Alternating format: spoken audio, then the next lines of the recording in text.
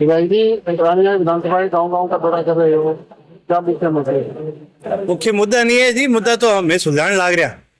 आज तो दौरे इस करके है कि कई काम लगभग पिछले 10 महीने में रानी हल्के के अंदर लगभग 12 करोड़ के जिला परिषद के माध्यम से, चाहे डी प्लान के माध्यम से, चाहे वेगी के माध्यम से लगभग 12 करोड़ के काम हुए हैं।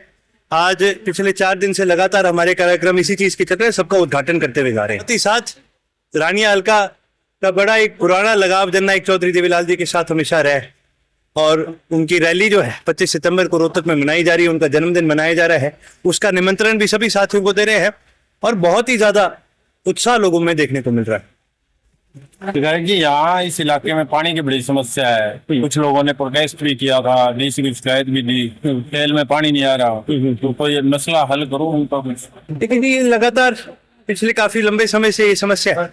हमारा प्रयास है कि इस समस्या का हल किया जाए और मैंने मेरे चुनाव में भी ये बात कही थी कि मैं मेरे कार्यकाल के अंदर अंदर इस समस्या का हल निकाल के पूरा करने का काम करूँ।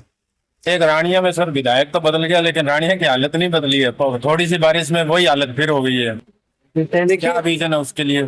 इसके अंदर एक बड़ा कारण ये है कि हमने स्टॉर्म ड्रेन जो है अप्रूव करवा दी थी और साथ ही साथ हमने कई अन्य काम रानी शेख के अंदर अप्रूव करवा रखे।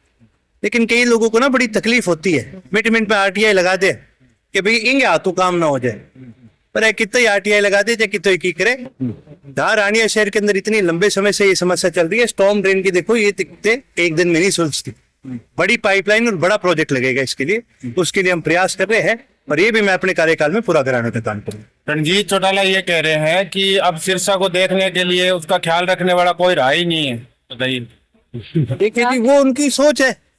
अब क्या उनके मन में है, किस बात से वो ये कारण कह रहे हैं, फिर मेरे तो समझ में नहीं आ रहा। और हम सिरसा के लोग कोई बेबस थोड़ी है जो हमें चाहिए कोई, हम अपना ध्यान खुद रख सकते हैं। चौधरी अभय सिंह जी हमारे साथ है, उनका हाथ हमारे साथ है, साथ हमारे साथ है, हमें किसी और की जरूरत नहीं है। चौधरी रणजीत सिंह पूरा हरियाणा का दौरा कर रहे हैं, नई पार्टी बनाने की चर्चाएं चल रही है।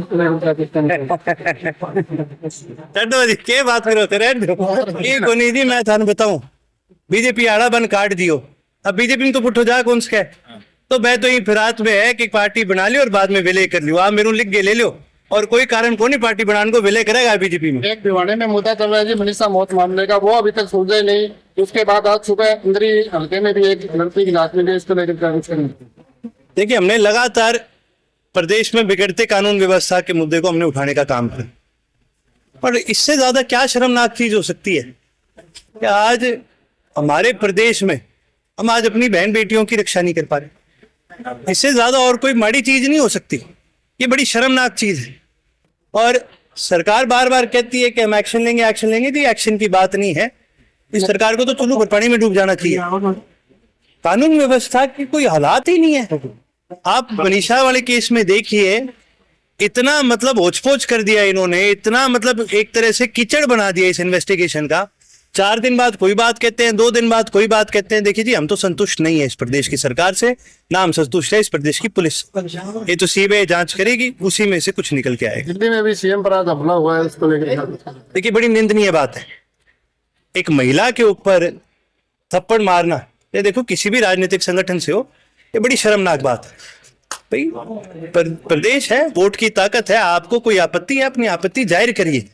ये थप्पड़ थप्पड़ वाले जो ये लोग सोचते हैं कि हम ऐसा कर लेंगे वैसा कर लेंगे, ये बहुत शर्मनाक बात है। सर, सिरसा जिला में कानूनी व्यवस्था है वो बिल्कुल जर्जर हो चुकी है, रोज चोरियों की वारदात होती है, पुलिस कोई कार्रवाई नहीं करती। ये प्रदेश में ही कहाँ पर है कानून की व्यवस्था ठीक? सिरसा आप दूर की बात करो, आप मेरे को कोई एक जिला बता दो जहां पर कानून व्यवस्था ठीक है, थोड़ी सी भी ठीक अगर है तो बता दो।